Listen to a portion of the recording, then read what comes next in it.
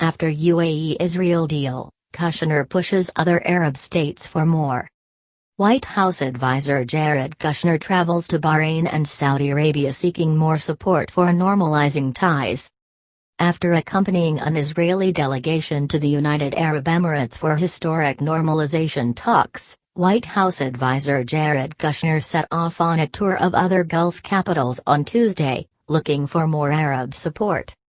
Israel and the UAE set up a joint committee to cooperate on financial services at the talks in the UAE capital Abu Dhabi.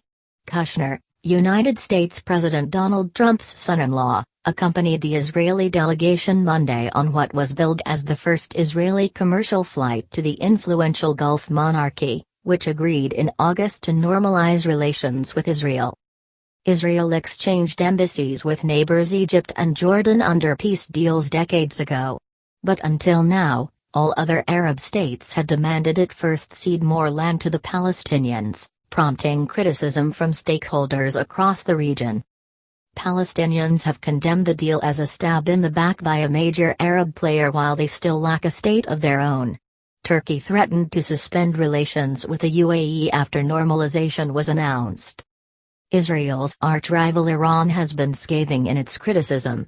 Supreme Leader Ayatollah Ali Khamenei tweeted Tuesday that the UAE betrayed the world of Islam, the Arab nations, the region's countries, and Palestine.